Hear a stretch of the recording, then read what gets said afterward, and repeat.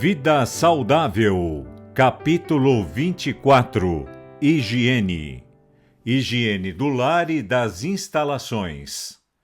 As habitações devem, na medida do possível, ser construídas em terreno elevado e seco. Se uma casa é construída onde as águas se lhe param ao redor, permanecendo por algum tempo e, em seguida, escoando-se até terminar, despreendem-se emanações venenosas e o resultado será febre, malária, garganta inflamada, enfermidades pulmonares e outras doenças. Se cada família se apercebesse dos benéficos resultados de um asseio completo, fariam esforços especiais para remover toda a impureza de si e da sua casa e estenderiam os seus esforços aos arredores.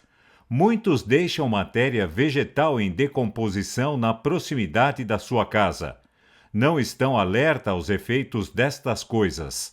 Destas substâncias em decomposição sobe constantemente uma emanação que intoxica o ar. Inalando o ar impuro, intoxica-se o sangue, os pulmões ficam afetados e todo o organismo adoece. Febres obstinadas e graves doenças têm prevalecido em comunidades e cidades anteriormente consideradas saudáveis e alguns têm morrido, enquanto outros foram deixados com a constituição débil, mutilados para toda a vida pela doença. Em muitos casos, o seu próprio pátio contém o agente da destruição, que enviou veneno letal para a atmosfera para ser inalado pela família e a vizinhança. A imprudência e a negligência testemunhada às vezes é animalesca, e a ignorância dos efeitos de tais coisas sobre a saúde é assombrosa. Tais lugares devem ser limpos, especialmente no verão, com o auxílio de cal ou cinza ou pelo enterramento diário. As árvores de sombra e os arbustos demasiado próximos e densos em torno de uma casa não são saudáveis, pois impedem a livre circulação do ar e impedem que os raios do sol brilhem o suficiente. Como consequência disto, a umidade acumula-se na casa. Especialmente nas estações chuvosas, os quartos de dormir tornam-se úmidos e aqueles que dormem nas camas sofrem com reumatismo, neuralgia e queixas pulmonares, que geralmente terminam em tuberculose. Numerosas árvores de sombra desprendem muitas folhas que, se não forem imediatamente removidas, apodrecem e envenenam a atmosfera. Um jardim, bonito com árvores dispersas e alguns arbustos a uma distância adequada da casa, tem uma influência feliz e alegre sobre a família e, se for bem cuidado, não prejudicará a saúde. Os quartos que não são expostos à luz e ao ar tornam-se úmidos. As camas e a roupa de cama acumulam umidade e a atmosfera nestes quartos é venenosa porque não foi purificada pela luz e pelo ar.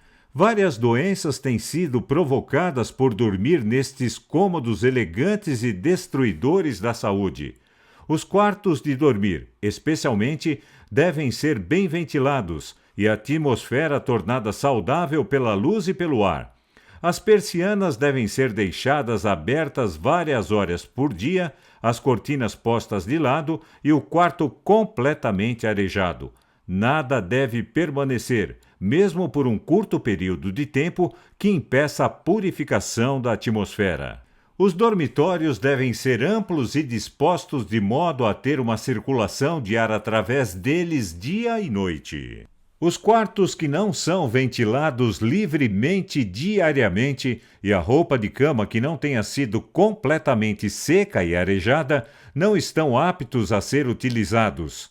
Temos a certeza de que doenças e grandes sofrimentos são provocados por dormir em quartos com janelas fechadas e com cortinas, não admitindo o ar puro e os raios do sol. O quarto pode não ter sido arejado por meses, nem as vantagens de aquecimento durante semanas, se é que teve alguma. É perigoso para a saúde e a vida dormir nestes quartos até que o ar exterior tenha circulado por eles durante várias horas e que a roupa de cama tenha sido seca pelo fogo.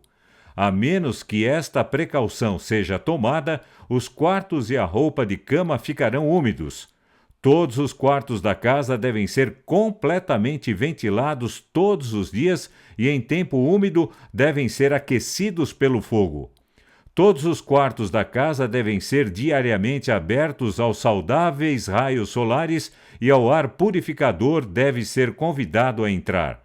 Isto será uma prevenção de doenças. Se todos apreciassem a luz do sol e expusessem toda a peça de roupa à sua secagem aos raios purificadores, o mofo e o bolor evitar-se-iam. O ar confinado de quartos não ventilados encontra-se com odores doentios de mofo e bolor e as impurezas exaladas pelos seus reclusos. As emanações de quartos e roupas úmidas e mofadas são venenosas para o organismo. Higiene pessoal. Devem ser observados hábitos estritos de limpeza. Muitos, enquanto se acham bem, não se dão ao trabalho de manter-se com saúde. Negligenciam o asseio pessoal e não são cuidadosos em manter a sua roupa limpa. Impurezas estão constante e imperceptivelmente saindo do corpo pelos poros, e se a superfície da pele não for conservada em estado sadio, o organismo se sobrecarrega com substâncias impuras.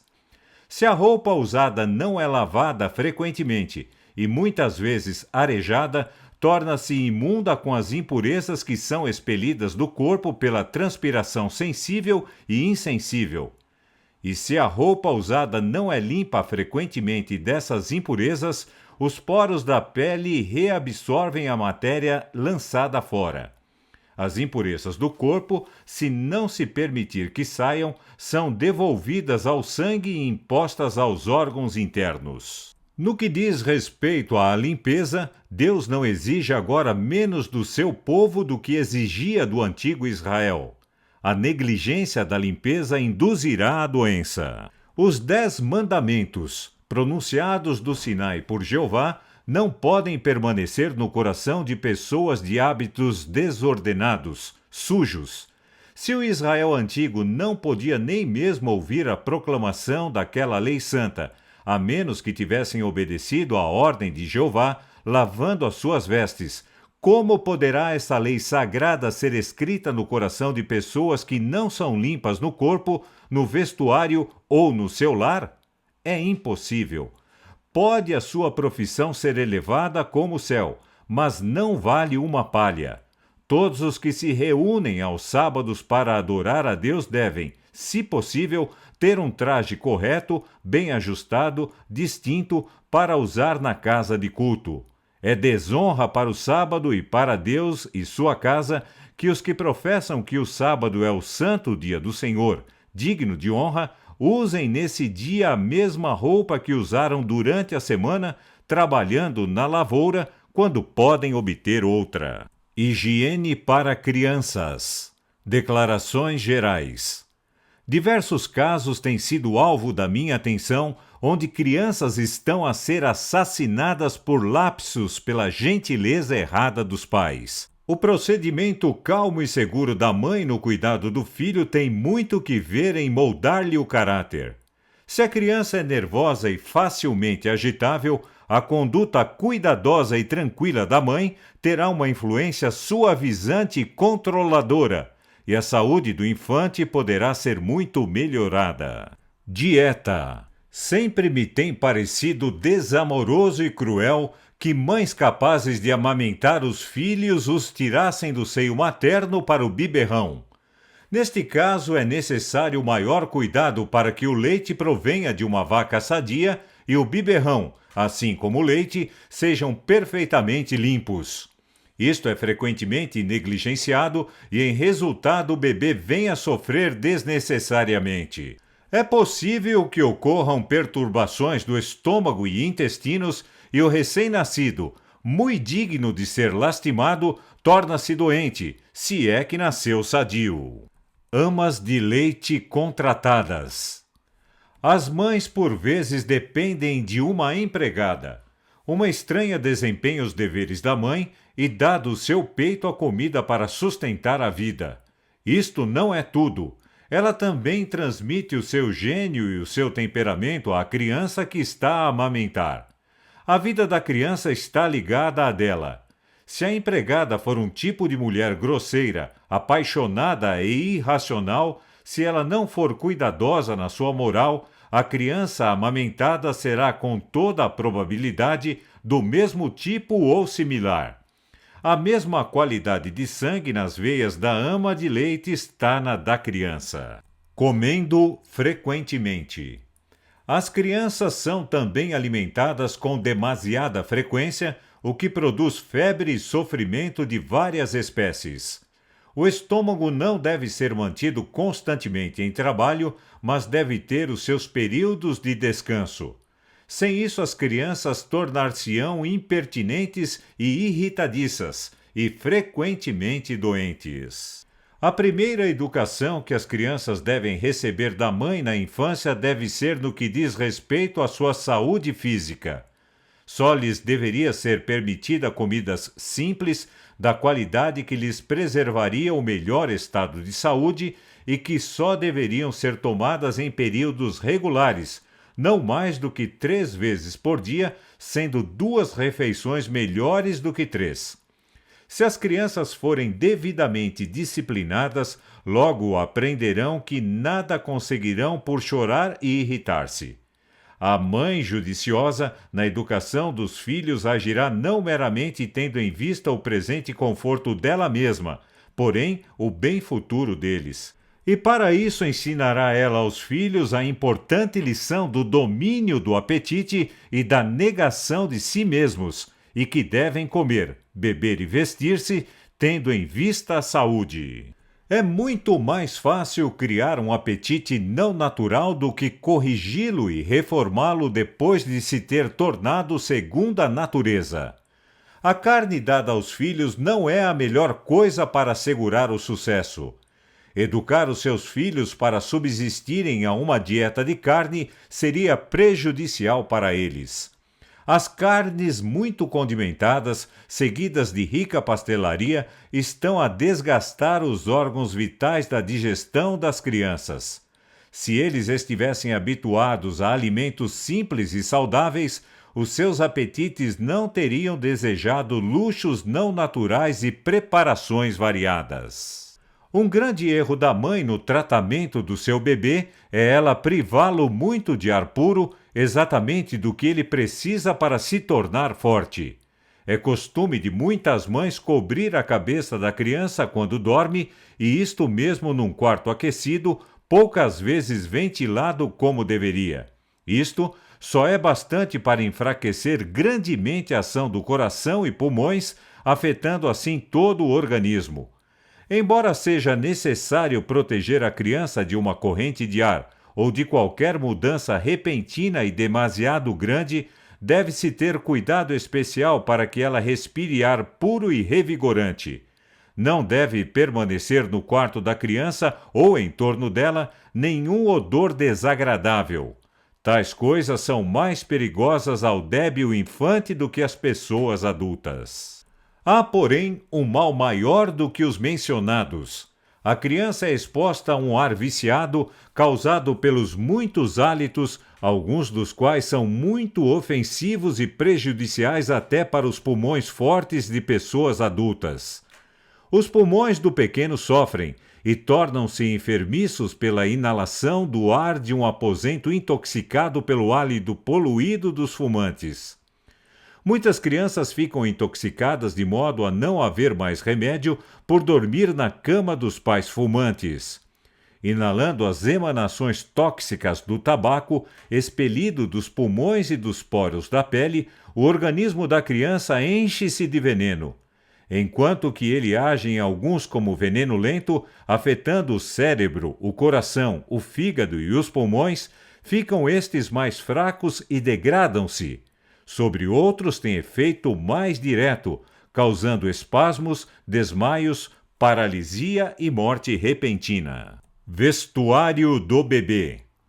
As peças de vestuário são extravagantemente compridas e, para as manter em cima do bebê, o seu corpo é cingido com faixas apertadas ou cintas, o que dificulta a ação livre do coração e dos pulmões. Os bebês são obrigados a suportar um peso desnecessário devido ao comprimento das suas peças de vestuário e, assim vestidos, não têm livre uso dos seus músculos e membros. As mães acharam necessário comprimir os corpos dos seus filhos para os manter em forma, como se receassem que, sem ligaduras apertadas, eles se despedaçassem ou ficassem deformados. Ficará a criação animal deformada porque a natureza é deixada fazer o seu próprio trabalho? Será que os cordeirinhos se deformam porque não são cingidos com faixas para lhes dar forma? Eles são delicada e belamente formados. Os bebês humanos são os mais perfeitos e, no entanto, os mais indefesos de todo o trabalho manual do Criador, e por isso as suas mães devem ser instruídas em relação às leis físicas, de modo a serem capazes de os criar com saúde física, mental e moral. Mães, a natureza deu aos nossos bebês formas que não precisam de cintas ou faixas para aperfeiçoá-los. Deus forneceu-lhes ossos e músculos suficientes para o seu sustento e para guardar a fina maquinaria da natureza no seu interior antes de a submeter aos seus cuidados.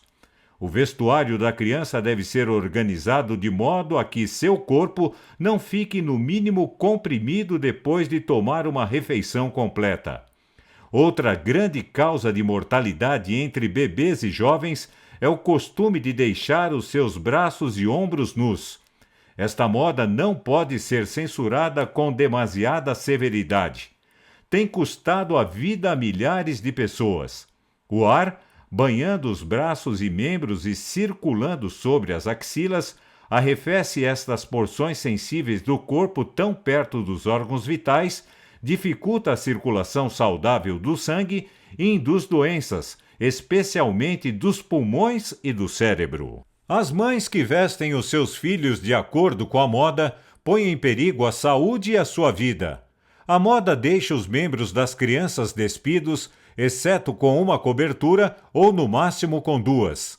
Se forem expostos ao frio do outono, primavera ou inverno, os seus membros são banhados por uma corrente de ar frio. Sobre o coração, onde se encontra a maior quantidade de vitalidade, há de 4 a 8 coberturas. Estes membros e pés não revestidos tornam-se habitualmente frios. Durante as viagens, é habitual ver as meninas vestidas de maneira elegante, mas não de forma saudável. As partes superiores do corpo são abundantemente revestidas com mantos quentes, e sobre estas há peles, enquanto que os membros são pouco cobertos. Mãe cristã, por que não vestir a sua filha de forma tão confortável e adequada como faz com o seu filho? Os seus membros são protegidos por 3 a 5 camadas, os dela por apenas uma. Será que ela se sente mais à vontade? Então ela precisa de maiores cuidados. Ela está mais dentro de casa e, portanto, menos protegida contra o frio e a tempestade? Então precisa de cuidados duplos. Formam-se sociedades nas nossas cidades para a prevenção da crueldade contra animais mudos. Seria bom ir ainda mais longe e, na medida em que as inteligências responsáveis, capazes de obter a vida eterna, têm mais valor do que as bestas mudas, há uma maior necessidade de sociedades para prevenir a crueldade das mães ao vestir as suas queridas filhas de forma a sacrificá-las no santuário da moda cruel. Drogas. Há uma disposição de muitos pais de dosear os filhos perpetuamente com medicamentos. Eles têm sempre um fornecimento à mão e, quando qualquer ligeira indisposição se manifesta, causada por sobreaquecimento ou exaustão, o medicamento lhes é vertido pela garganta abaixo e, se isso não os satisfaz, mandam chamar o médico. A criança é drogada até a morte e os pais consolam-se de terem feito tudo o que podiam pelos seus filhos e perguntam por que têm de morrer quando fizeram tanto para o salvar. Sobre as lápides de tais crianças deve ser escrito: morreu por drogas medicamentosas. Escolas. Muitas mães sentem que não têm tempo para instruir os seus filhos e para os tirar do caminho, e se verem livres do ruído e perturbação que causam, mandam-nos para a escola. A sala de aulas é um penoso lugar para as crianças que herdaram constituições enfraquecidas. As salas de aulas não foram em geral construídas tendo em consideração a saúde, mas ao barato. As salas não foram arranjadas de modo a serem ventiladas como deveriam ser, sem expor as crianças a sérios resfriados. E os assentos raramente foram para que as crianças possam sentar-se confortavelmente, conservando a pequena estatura em crescimento em posição apropriada para garantir a saudável ação dos pulmões e do coração. As crianças pequenas podem crescer em quase todas as formas e podem, através de hábitos de exercício e posições adequadas do corpo, obter formas saudáveis. É destrutivo para a saúde e a vida das crianças que elas se sentem na sala de aulas em bancos duros mal formados, de 3 a 5 horas por dia, inalando ar impuro ocasionado por muitas respirações. Os pulmões fracos ficam afetados, o cérebro, do qual se deriva a energia nervosa de todo o organismo, fica enfraquecido por ser chamado a exercício ativo antes de que a resistência dos órgãos mentais esteja suficientemente amadurecida para suportar a fadiga. Na sala de aulas está seguramente colocado o fundamento para doenças de várias espécies. Mas, mais especialmente, o mais delicado de todos os órgãos, o cérebro, tem sido frequentemente prejudicado permanentemente por excesso de exercício. Isto tem com frequência ocasionado inflamação, depois hidropsia da cabeça e convulsões, com seus temíveis resultados. Das crianças que, ao que parece, tiveram suficiente força de constituição para sobreviver a este tratamento, muitas há que levam através da existência os seus efeitos. A energia nervosa cerebral fica tão fraca que depois que eles chegam à maturidade, é-lhes impossível resistir a muito esforço mental. A força de alguns dos delicados órgãos do cérebro parece achar-se exausta. Durante os primeiros 6 ou 7 anos da vida de uma criança, deve ser dada especial atenção ao seu preparo físico mais do que ao intelectual. Após este período, se a constituição física for boa, a educação de ambos deve receber atenção. Os pais, especialmente as mães, devem ser os únicos professores de tais mentes infantis. Não os devem educar por livros. As crianças serão geralmente curiosas para aprenderem as coisas da natureza. Farão perguntas em relação às coisas que veem e ouvem, e os pais aproveitarão a oportunidade de instruir e responder com paciência às suas pequenas indagações. Higiene na maternidade. É um erro generalizado não fazer diferença na vida de uma mulher antes do nascimento dos seus filhos. Nas gerações passadas, se as mães se tivessem informado sobre as leis do seu ser, teriam compreendido que a sua resistência constitucional, bem como o tono moral e as suas faculdades mentais, estariam em grande medida representadas na sua descendência. A sua ignorância sobre este assunto, onde tanto está envolvido, é criminosa. Muitas mulheres nunca deveriam ter se tornado mães. O seu sangue estava cheio de escrófula, transmitida a elas pelos seus pais e aumentada pela sua vulgar maneira de viver. O intelecto foi rebaixado, escravizado a servir os apetites animais, e os filhos nascidos de pais assim têm sido pobres sofredores e de bem pouco proveito à sociedade. As esposas e mães que de outra forma teriam tido uma influência benéfica na sociedade ao elevar as normas morais, perderam-se para a sociedade pela multiplicidade dos cuidados domésticos em virtude da maneira de cozinhar em voga, destruidora da saúde e também em consequência dos partos demasiado frequentes. Ela tem sido forçada a desnecessário sofrimento, a sua constituição tem se debilitado, enfraquecido o intelecto devido a tanto saque em seus recursos vitais. E se a mãe, antes do nascimento dos seus filhos, tivesse sempre possuído o autocontrole, compreendendo que estava imprimindo o caráter das gerações futuras, o estado atual da sociedade não se haveria depreciado tanto no que respeita ao caráter como se encontra na atualidade. Toda mulher prestes a tornar-se mãe deve cultivar constantemente, seja quais forem as circunstâncias, uma disposição feliz, animada, contente, sabendo que por todos os seus esforços nesta direção será recompensada 10 vezes mais no caráter físico e moral da sua descendência. Deve ter-se o maior cuidado em ter o ambiente da mãe agradável e feliz. Mulheres grávidas não recebem nem metade do cuidado que é dispensado aos animais nos estábulos. Mães trabalhadoras. A mãe, em muitos casos antes do nascimento dos seus filhos, é deixada trabalhar cedo e tarde, excitando o sangue. A sua força deveria ter sido ternamente acarinhada. Raramente as suas cargas são diminuídas e esse período, que devia ser para ela, mais que todos os outros, de descanso, é de fadiga, tristeza e sombras. Em virtude do grande esforço da sua parte, ela priva o seu rebento daquela nutrição que a natureza lhe providenciou e, ao aquecer o seu próprio sangue, comunica-lhe má qualidade de sangue. O pequenino é privado de sua vitalidade, privado de resistência física e mental. Efeito do excesso de trabalho da mãe sobre o lactente.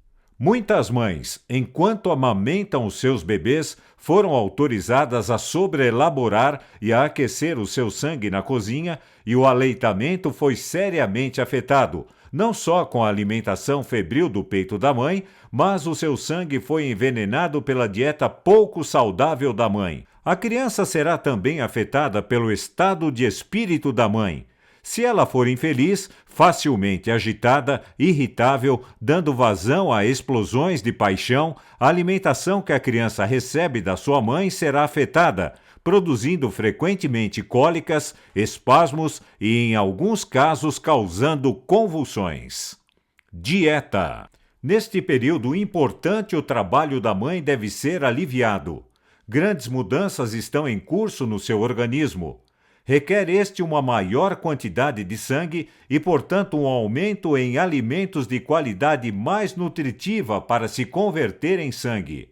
A menos que tenha suprimento abundante de alimento nutritivo, não poderá reter a sua força física e o feto é privado de vitalidade. Haverá uma incapacidade na criança de se apropriar de alimentos que ela possa converter em bom sangue para nutrir o organismo.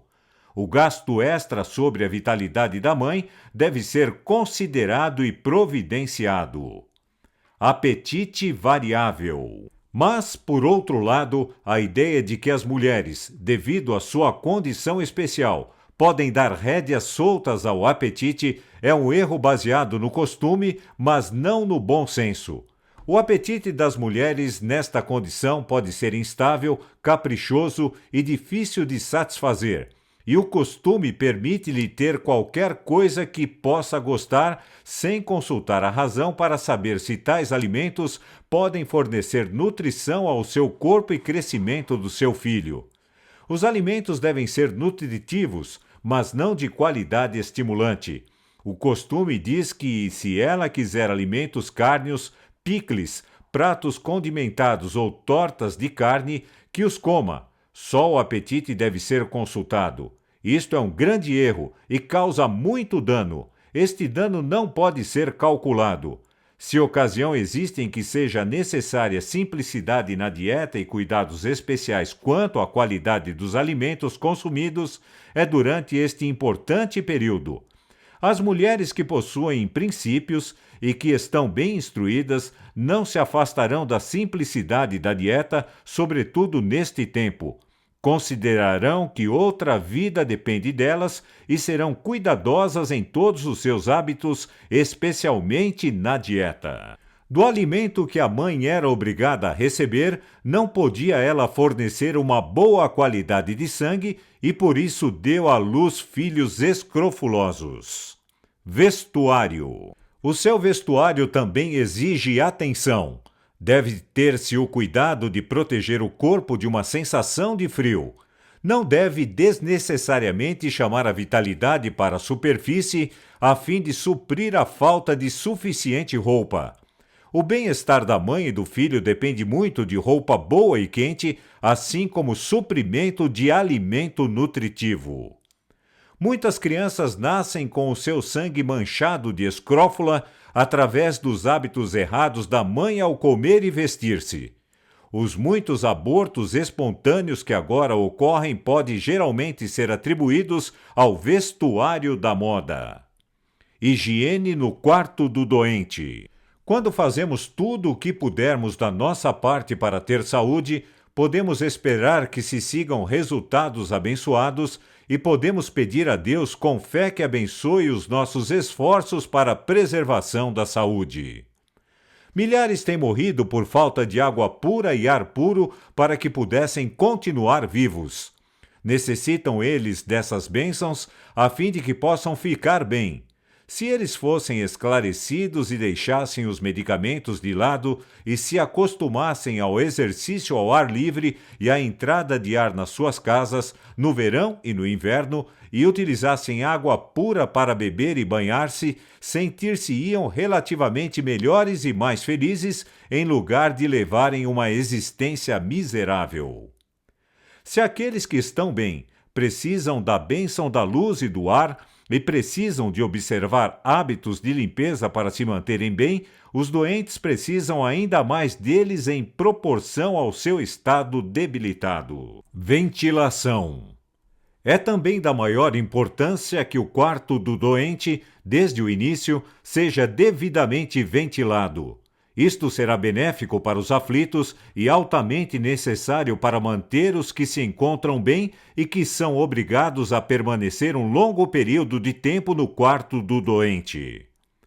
Existe um lamentável catálogo de males que tem a sua origem no quarto dos doentes, do qual o ar puro do céu é excluído. Todos os que respiram esta atmosfera venenosa violam as leis do seu ser e devem sofrer a penalidade. Cada respiração de ar vital no quarto do doente é de grande valor, embora muitos dos doentes sejam muito ignorantes neste ponto.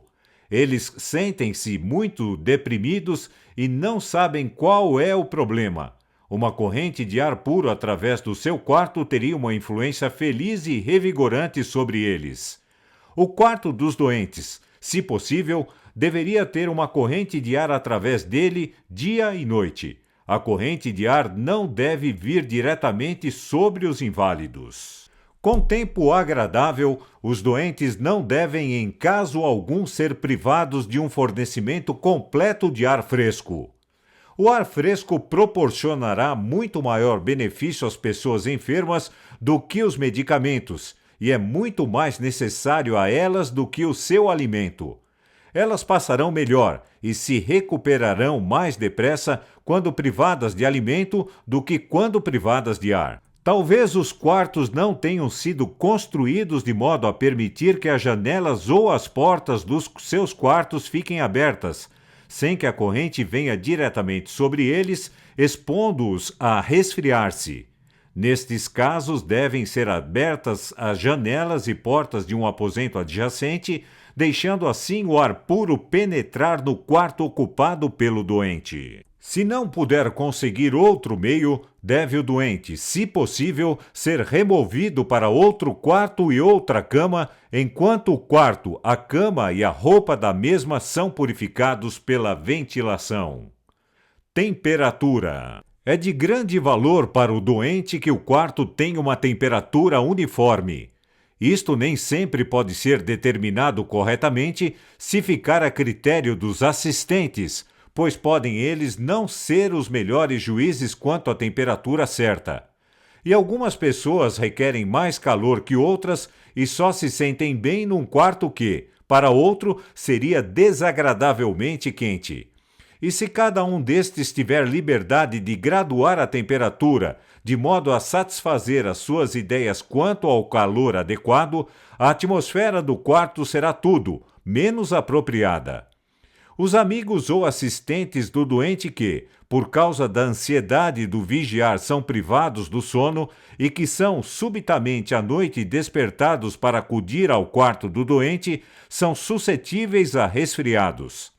Estes não servem de termômetros corretos da temperatura sadia de um quarto de doente. Estas coisas podem parecer de pouca importância, mas têm muito que ver com a recuperação do doente. Em muitos casos, a vida tem sido posta em perigo por mudanças extremas da temperatura do quarto do doente. Enquanto a febre alta, pouco perigo existe de apanhar um resfriado, mas torna-se necessário cuidado especial quando sobrevém a crise e a febre cede. Então pode ser necessária vigilância constante para conservar no organismo a vitalidade. O ambiente abafado e opressivo priva o corpo de vitalidade e obscurece o cérebro sensível. A limpeza. Se a febre entra numa família, muitas vezes acontece que mais de um dos membros a apanha. Isto não precisa ser assim se são corretos os hábitos da família. Se o seu regime alimentar for como deve ser e observam hábitos de asseio e reconhecem a necessidade de ventilação, não é preciso que a febre contagie outro membro da família. A razão de certas febres prevalecerem nas famílias, expondo os assistentes, está em não ser o quarto do doente mantido livre de infecções tóxicas mediante o asseio e ventilação adequada. Muitos deixam matéria vegetal em decomposição na proximidade da sua casa. Não estão alerta para com a influência destas coisas. Destas substâncias em decomposição sobe constantemente uma emanação que intoxica o ar. Inalando o ar impuro, intoxica-se o sangue, os pulmões ficam afetados e todo o organismo adoece. Doenças de quase todas as descrições são causadas pela inalação da atmosfera afetada por essas substâncias em decomposição. Silêncio. Todo ruído e excitação desnecessários devem ser evitados no quarto dos doentes e toda a casa deve ser mantida tão silenciosa quanto possível. A ignorância, o esquecimento e a imprudência causaram a morte de muitos que poderiam ter vivido se tivessem recebido os cuidados adequados de assistentes criteriosos e atenciosos. As portas devem ser abertas e fechadas com grande cuidado e os assistentes devem ser tranquilos, calmos e controlados. Muito mal tem resultado para os doentes devido ao costume universal de ter vigilantes à noite. Em casos críticos, isto pode ser necessário, mas é frequentemente o caso que mais mal do que bem é feito aos doentes por esta prática. Até mesmo um observador fará mais ou menos agitação, o que perturba os doentes. Mas onde há dois, eles frequentemente conversam, por vezes em voz alta, mas mais frequentemente em tons sussurrados, o que é muito mais tentador e excitante para os nervos dos doentes do que falar em voz alta. Os assistentes dos doentes devem, se possível, deixá-los em silêncio e descansar durante a noite enquanto ocupam o quarto contíguo. Os doentes, em geral, são sobrecarregados com demasiados visitantes e acompanhantes que conversam com eles e os cansam introduzindo diferentes tópicos de conversa quando precisam de repouso tranquilo e imperturbável. É uma gentileza errada que leva tantos, por cortesia, a visitar os doentes. Muitas vezes passaram uma noite sem dormir, sofrendo depois de receber visitas. Ficaram mais ou menos excitados e a reação foi demasiado grande para suas energias já debilitadas e, como resultado desses apelos da moda, têm sido levados a condições muito perigosas e vidas têm sido sacrificadas pela falta de prudência atenciosa. Em muitos casos, estes apelos da moda mudaram a balança quando os inválidos estavam a recuperar e o desequilíbrio levou-os até a morte. Os que não se podem tornar úteis devem ser cautelosos ao visitar os doentes.